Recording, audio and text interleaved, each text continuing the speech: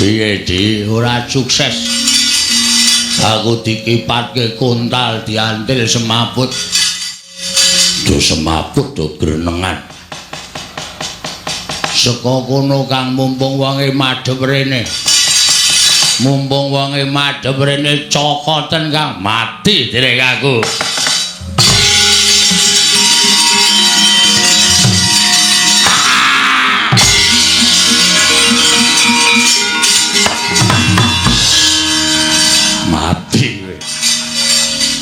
Piye kan? Ora apa-apa. Saiki madhep rono. Saiki madhep rene. Cokoten saka kono mati dening aku kowe.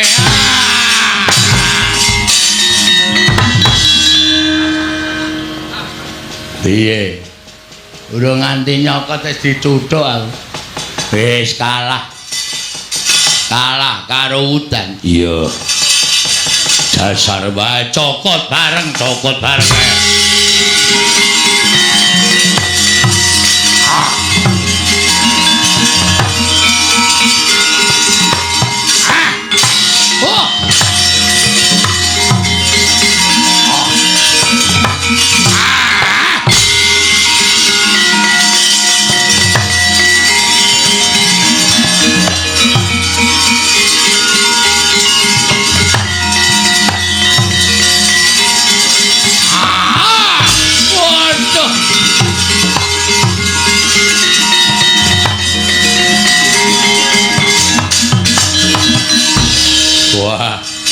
iki dicekel kiwa nengen matek awake dhewe mesti mati.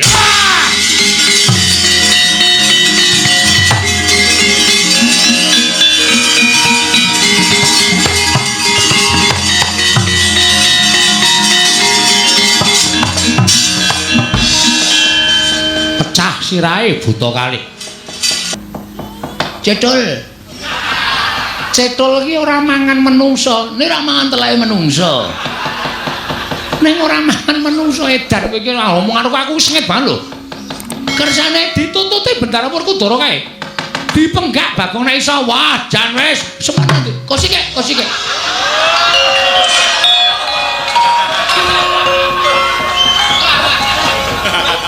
Oh, kesusu-susu. Sareng ngeterke piye?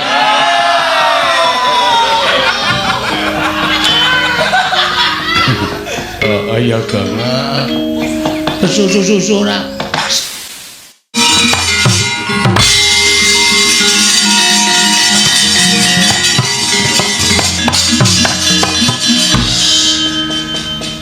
Piye Kang? Dibut loro ya mesa sentosa. Saka mburi ya etel wae, saka ngarep ya etel wae dan tenan. Monggo biasane nek saka mburi iki terus kalah lho. Iki ketoke ora biasa iki. Aku kulino angela acar kok mburi iki biasane terus kapok. Ning iki kok ora apa-apa wah. Dicoba meneh Kang. Dicoba piye? Waduh. Loro kok molak-malik ya ben. Mumpung wonge madhep rene. Klethakan saka kono. Nggon gulu kuwi men nggon otot terus entek gedhe. Di Rukmakala. Mumpung wonge madhep rene klethakan saka kono.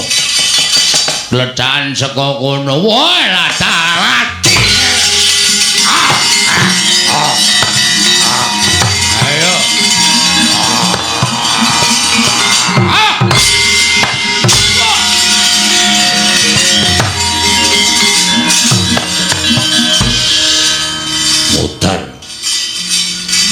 Piye di ora sukses.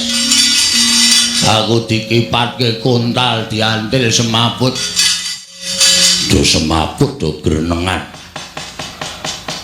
Saka kono Kang mumpung wonge madhep rene. Mumpung wonge madhep rene cokoten Kang mati derek aku.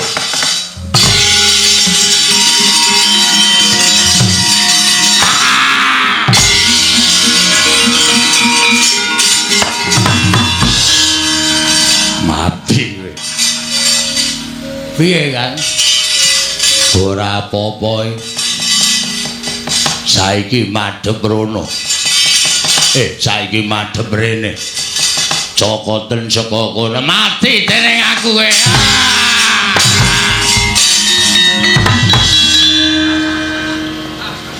piye urung nganti nyokot wis dicuthuk aku wis kalah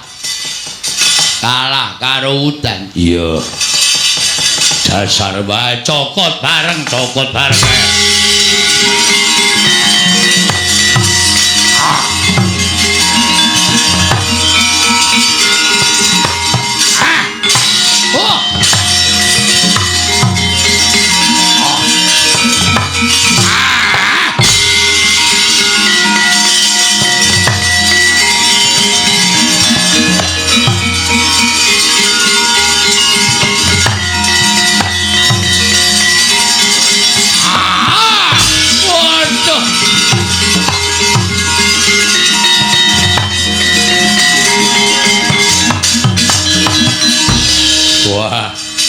iki dicekel kiwa nengen matek awake dhewe mesti mati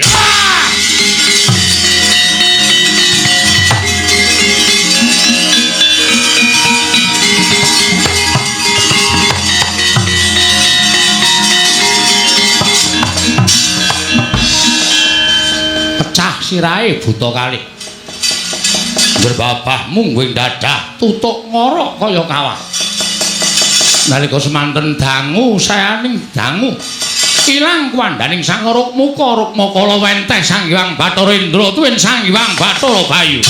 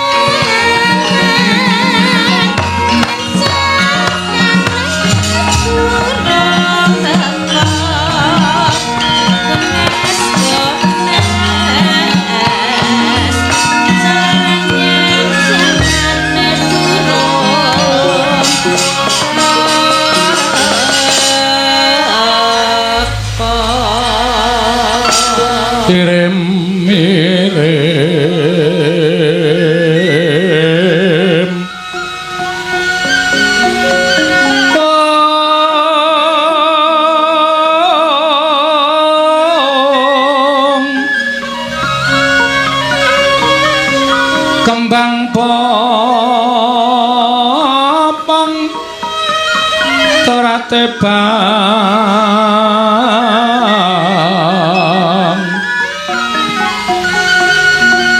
rayungan loma tengkung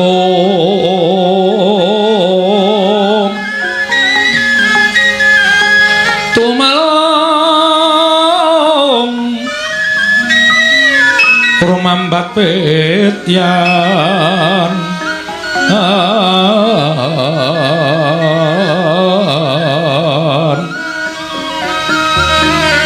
wesemu kang mawor karas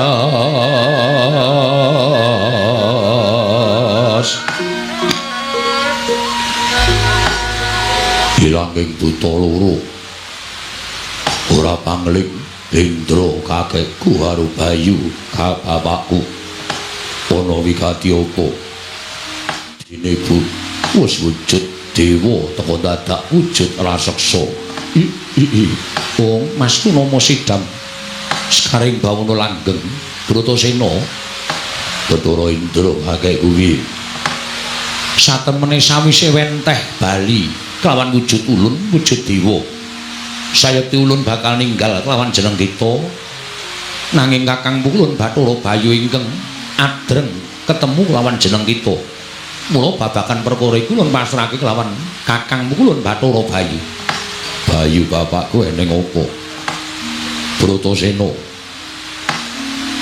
aja kaget yaksa loro mau panjen dumadi saka panjenengan ulun lan Bathara Indra yo lan ngerti yo apa ingkang dadi sediamu prapta ning Tebrasara nggonmu upaya kang aran kayugung susu ing angin sayekti papane ora ning kene kulo marti yo lamun to kayugung susu ing angin mau mung sasmita saka gurumu Begawan Durna nanging aja pisan-pisan kita ngluputake lawan ingkang paring dawuh kinenangulari kayugung susu ing angin sabab kayugung susu ing angin mau sayekti mapan ana ing diri kita pribadi kayu kuwi kajeng utawa karep gung kuwi gedhe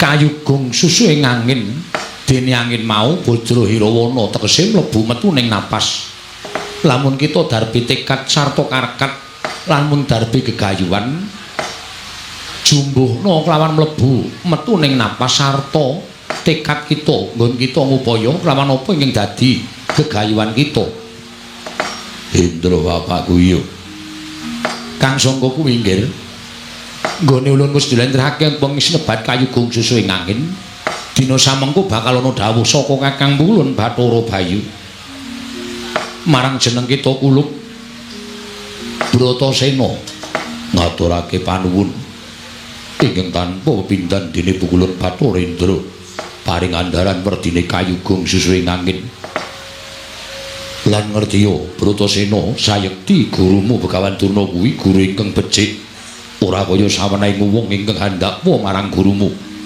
dene yen kepengin ngungak wadining kodrat sira kula kudu wanuh marang semban kang sejati mula kang sangka kuwi nggih sewiji-wiji dawuh ulun wigatekna lan sadurunge sira bali nyuwun keterangan marang gurumu luwih dhisik jeneng kita bakal ulun paringi sarta ulun pacak mawa gelung minangkara minangka waing subratanira nggonira bakal ngidhep ngelmu kasampurnan nggih kula Bratasena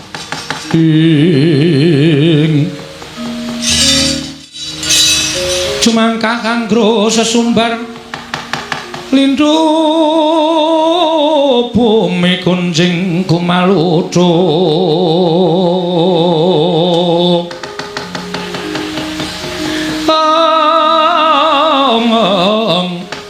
malutho kuntur ketup lumembak penyu kang kumambang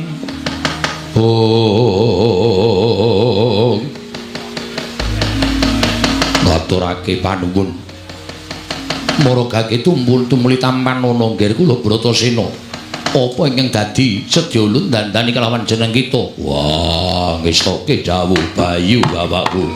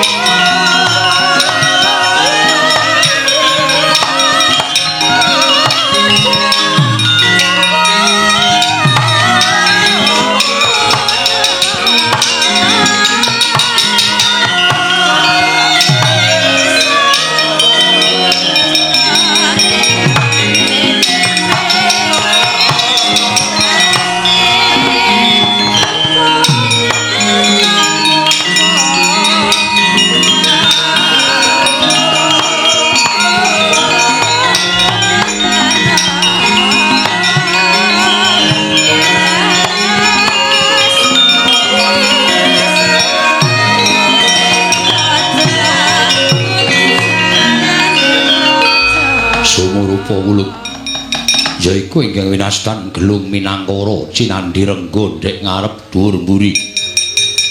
Wondene busana kang musulut patrapake duwe nguni nalika sira ana ing bungkus.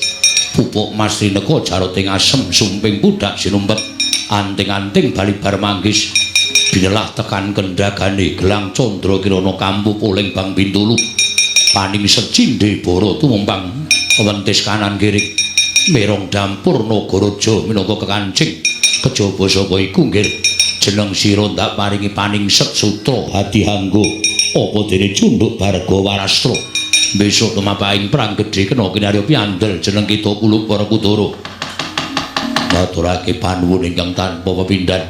Tumuli sira Baliya ketemu lokan gurumu Begawan Durna lan nyuwuna pituduh ingkang sejatine menyang endi ilmu kasampurnan. Kawruh panunggal sangkan paraning dumati. Hendra kakekku, Bayu bapakku, aku nyuwun pamit ulun kondur makayangan sembahku ingkang nderekake Jengkarendra kakekku.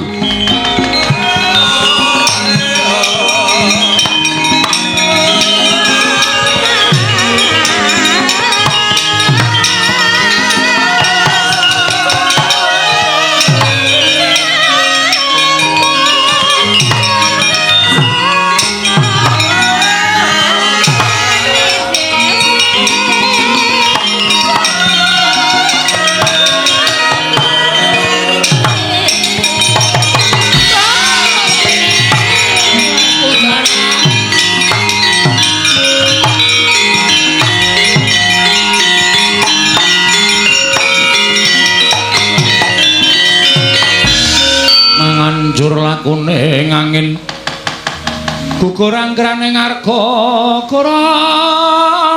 kurnita kagiri-giri borek bumi prakempita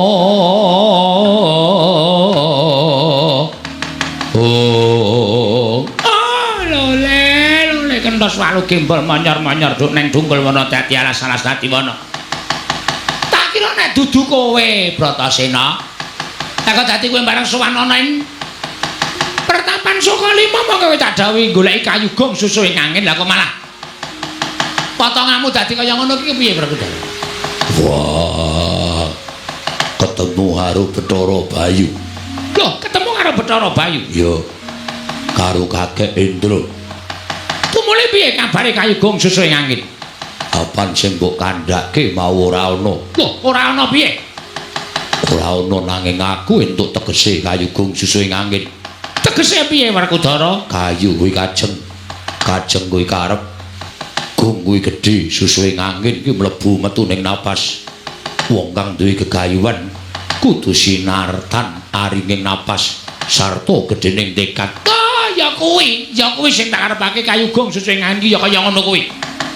Wong duwe tekad ngono pancen kudu sinartan aringing napas tegese sabar aja nganti kesusu nanging gegayuhan mau tekakno tekad mergo tekad kuwi pok ing karep. Yo Durna bapakku piye? Gandeng aku wis entuk kayu gong susu ing angin nadyan mung werdine. Aku njaluk kawruh kasampurnan. Kosek aja kesusu ya Werkudara. Mergo jroning kowe golek kayu gong susu ing angin iki mau aku manjing ning sanggar pasemeden utawa sanggar pelanggatan. Aku entuk sasmitaning dewa. Yen to dewa paring dawuh karo Begawan Durna, Werkudara Bratasena entuk kawruh kasampurnan, kawruh sangkan paraning dumadi, kawruh panunggal. Yen to iso ngaturake kang aran Tirta Pawitra Maning Suci. Tirta Pawitra Maning Suci. Papane menyang endi? Papane ana ing telenging samudra. Samudra ngendi kagiaran ana? Aku sagut njegur telenging samudra. Lho, kowe ora ngeman karo nyawamu. Wong golek ngelmu aja ngeman karo nyawa. Luwih becik ora entuk ngelmu. Ning tekaning pati mbangane dadi wong urip bodho lunga-lunga kaya kebo.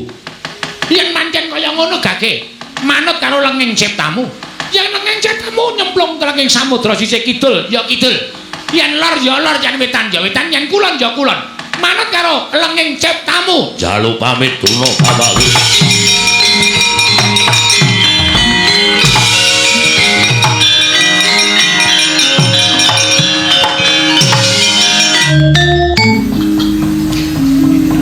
Ngayujane ya, Dur. Ya. Suwe banget ra nganggo cara songo ngayojan. Songo yoja iki suwe banget di. Aku suluke wis lali. Ora sah suluk. Ora apa-apa. Cah nekat kok. Ah iya. Cah kendel. Aku wis rada lali. Saka pira to, Tru? Ale mutang saka pira mau nek. Wes Tru, aku gak lucu terus. Oh ya iki ora lucu ngomongke omongane kanca-kanca kok. Kanca-kanca ki prei seminggu. Iya, Iki sing dikhawatirke nek nganti ketekan debt collector. Mesti telung dina wani nang omah bar kuwi terus dolan. ha iya. Ya ora apa-apa. Ya. Bola kae malah Sapa? senengane gawe-gawe. Ora gawe-gawe asli. Kowe ora ora ya, Tru.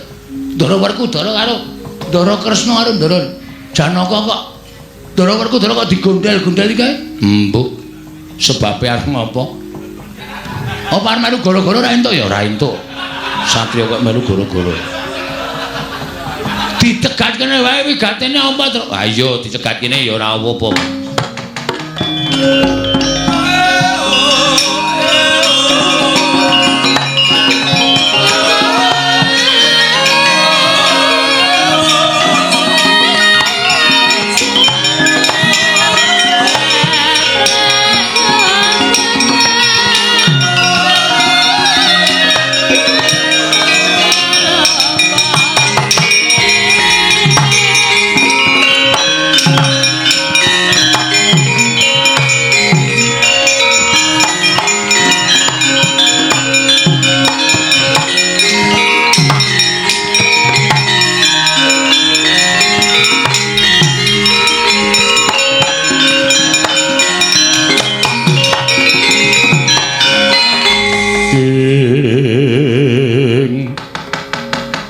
Mangancur lakune ngangin kukuranggraning arga Kura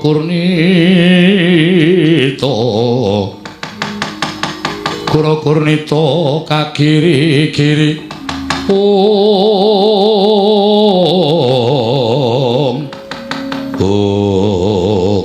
Werkudara. Para coba saiki etungen nganggo nalar ingkang ganep. Bobote guru karo ibu kuwi miturut Syadi bobot endi? Gumantung nggone ngarani. Kok gumantung nggone ngarani? Ibu babu Kunti tak anggap bobot uripe tumraping Werkudara. Merga tanpa ana ibu aku ora bakal inairake ana ing jagat. Sakwise ibu guru kok gedhe dayane tumrap Bratasena merga ingkang paring ilmu marang uripku. Guru Durna ya bapakku. Merga saka ilmu kahananku iso dadi kaya mengkene. Wong urip tanpa ilmu bakal mobat mabit uripe. Kaya dene wit sing gedhe diobat-abitake angin. Ngalor melu ngalor ngidul, ambruk ngidul ngetan, bakal ambruk ngetan. Wah, aja perkara bobote guru karo ibu. Nanging iki perkara kasatriyaning Werkudara. Kasatriyamu sing piye? Aku wis saguh ngantepi dawuh perintahe Durna bapakku. Yen nganti ora tak lakoni kaya ngopo kang padha ngelokke karo Werkudara, kang padha ngrasani lawan aku. Mula ora usah padha wedi.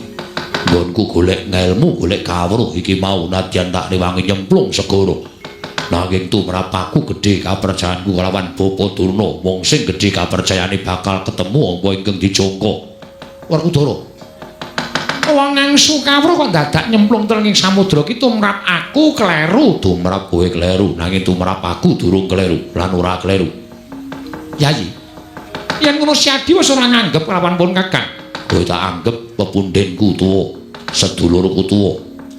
Mesine Syadi manut lawan apa kang dadi dawuhing pun Kakang? Aku bakal manut dawuhing Kresna kakangku. Nek yen sak gedhagan iki sing gedhe pangapuramu. Aku ora iso mituhu ngendikaning Kresna kakangku. Aku kudu nyemplung segara menawi paduka Kakang Mas cemplung telenging samudra. Kula mboten badhe kantun Kakang Mas, kula nderek aja. Durung dadi wanci kok nyemplung telenging samudra. Janaka Aku janji karo kowe yen sing tak jangka iki kelakon. Wah, mongso kala besok kowe bakal nampa saka aku Janaka.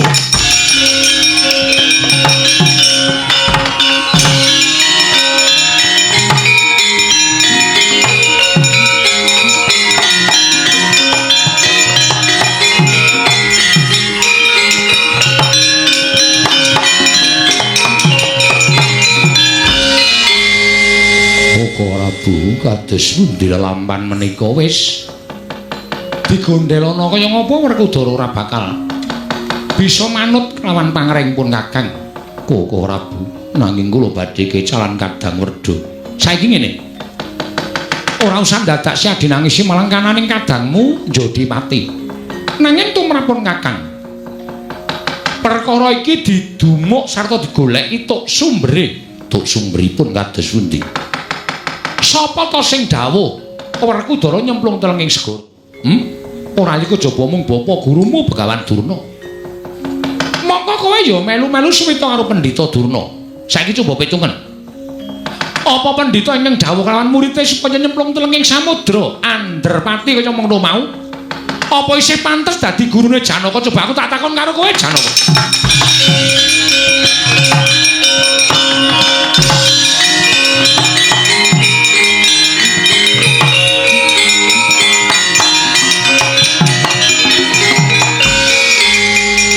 Koko Prabu.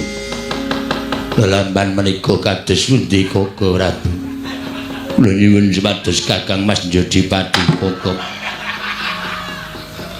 Agung iki sapa-sapa kok disembranani. Enten apa to? Werkudara golek banyu suci. Wah, teng Klenteng Dungkul Matos kuwi. Banyu suci Perwitasari kuwi dawuhing Begawan Durna, mongko syaratnya kudu nyemplung telenging samudra. Wedan apa? Golek ngelmu kok nyemplung telenging samudra? Golek ngelmu ning pasinaon. SD. SMP. Ora iso ngarani kok ora. Mbok wis meneng ora. Terus lah kae Werkudara arep nyemplung telenging samudra golek ngelmu dawuhing Begawan Durna apa ora edan Bagong? Edan aku ketemu edan. Werkudara sing edan. Lho. Kok Werkudarane sing edan? Genah, golek ngelmu kok nyemplung telenging samudra. Nek nganti dipangan kewan buron toya. Samudra niku papane iwak. Iwak apa to? Ambo. Wong aku ora ngerti pikiranmu kok. Sing galak banget lho. Anu, apa jenenge? Barakuda. Barakuda. Oh. Biasane hiu, Kong. Ma aku ya liyane. Ya hiu. Oh, iwak kok iya. Wah, hiu, ayo. Cethul. Cethul iki ora mangan menungso, nek ora mangan teleke menungso. Ning ora mangan menungso edan kowe iki ngomong karo aku sengit banget lho. Kersane ditututi Bendara Werkudara kae. Dipenggak Bagong nek iso. Wah, jan wis semono. Kosike.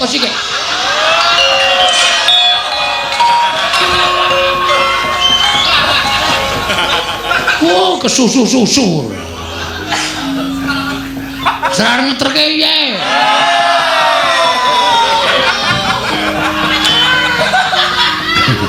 Oh, iya, Gang. Kesusu-susu ora. Semar nendi? Wah, Semar iki pancen. Mer. Ngapa kowe? Dus. Engko masuk angin bingung. Ya ini gayane adus. Aneh-aneh ora. Pripun? Werkudara sida nyemplung. Wah. Mbok ditumbaske baju renang. Ora cakuran.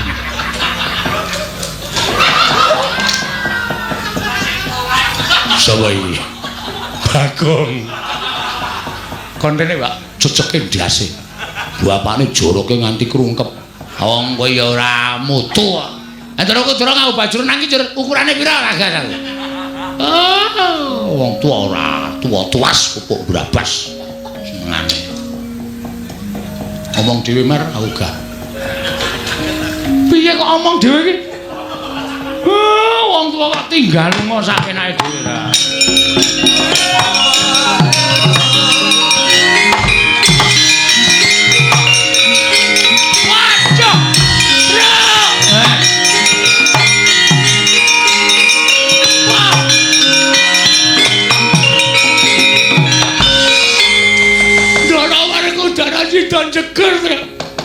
Waduh lah mongko kowe ora kuling ngoyak ora ketututan. Walah, wis jan dadi Pandhawa mengkari papat.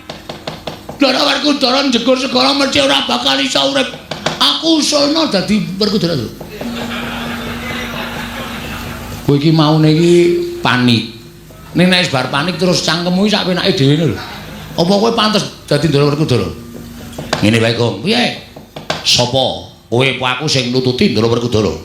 Lho, malah apik dadi pahlawan. Kowe nyemplung renang sing banter Ndara Werkudara diseret. Mulai iso. Sapine sapa ya? Sapine kono. Iki ana sing mrupet wis mejet apa ya hurung. Marai kepikiran aku. Aku tak mulai ya ora sah. Wis ana sing mrupet mejet aku ora kepengen iso engko gampang ora. Njur sapenake dhewe. Piye Truk matur Ndara Kresna ya matur.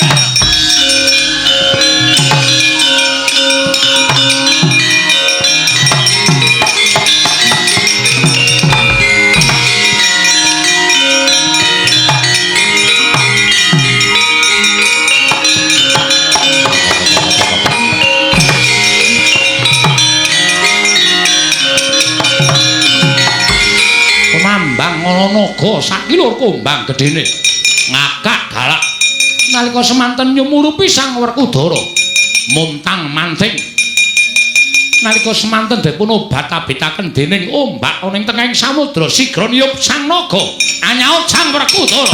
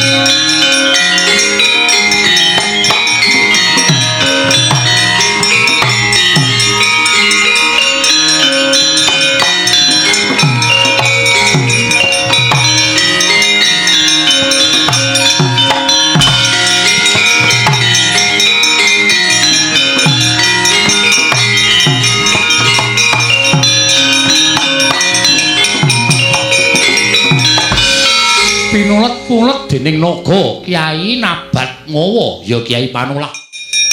Wiwit saking pasundulan temeka jempol suku nalika semanten Sang Werkudara kaya wis ngraos pejah datan ngraosaken gesang nalika semanten kinarya nyengkakaken pejahing Sang Werkudara tutuk naga arsa denelih wonten ing jejonggo ing nalika semanten nyokot wentise arsa denelih ening jejonggo saka rasaning pambenggang suwek cangkeme naga.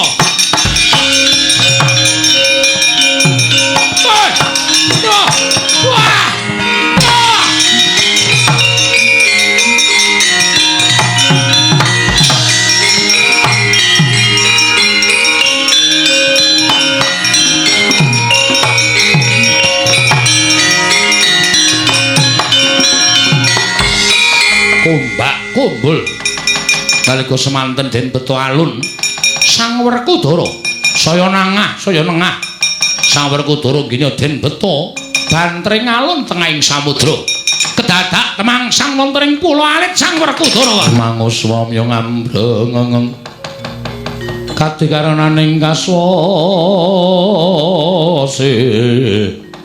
yen aneng marga memalat kung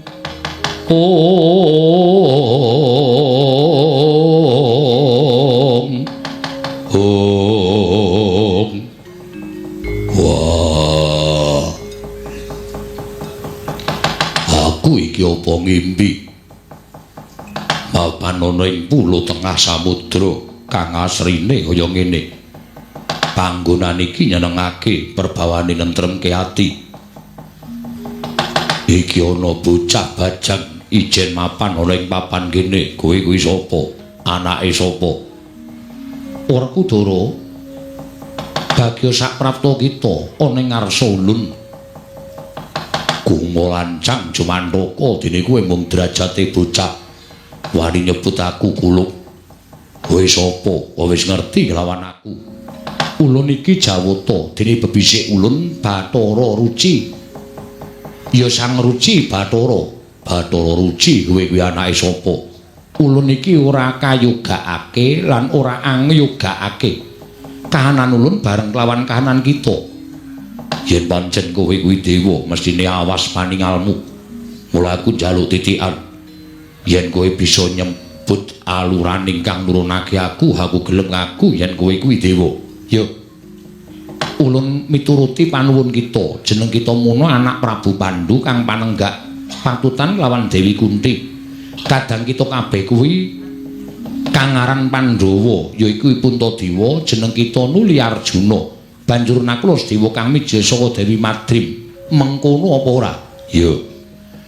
Dene Pandhu wong atuwa kita kuwi anak Abiyasa, Abiyasa anak Palasara, Palasara anak Sakri, Sakri anak Sekutrem, Sekutrem anak Manumayasa, Manumayasa anak Parikenan, Parikenan anak Bremana.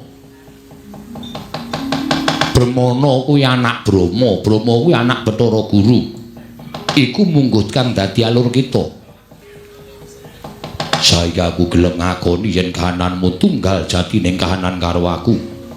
Lan aku bakal nyembah ndodhok karo kowe. Nanging aku njaluk titikan. Waton kowe bisa mbatang apa perlune Werkudara tekan kene. Lan kowe kudu bisa nuduhake kanthi cetha ngendi lan ndi ingkang ndak upaya. Nggih. Ulun mung tansah ngijabahi apa kang dadi panuwun kita. Ing purwane ana saluka kang surasane mengkene, aja memangan yen durung weruh rasane kang dipangan. Aja menganggo yen durung weruh werdine kang dinanggo, aja lelungan yen durung pernah papane kang den tuju. Aja manembah yen durung pana papane kang sinembah. Ya kanthi waton saluka mau nggir, ulun benerake marang lelakas kita nggon kita kesusu nindakake samubarang gawe luwih-luwih ing bab dununging panembah. Kita tindingi kang kanthi permana luwih dhisik. Ya mengkono mau prayoga banget. Banjur kewajiban ulun hambatang sedya kita teka kene. Ya kuwi ngestokake perintahing guru kita dah nyuwang duna. Kinen ngupaya kang tirta pawitra mahaning suci. Dene nganti kita rewangi manjing samudra sabab nggon kita bakal antuk wejangan kawruh kasampurnan. Purhanina kulub. Duna kuwi ora keliru. Pancen ing kene papaning kawruh kasampurnan. Ya mung ulun Sang Ruci Bathara, ya Sang Mahardika Ngrat kang bakal mbabar kawruh kasampurnan lawan jeneng kita Kulub Werkudara.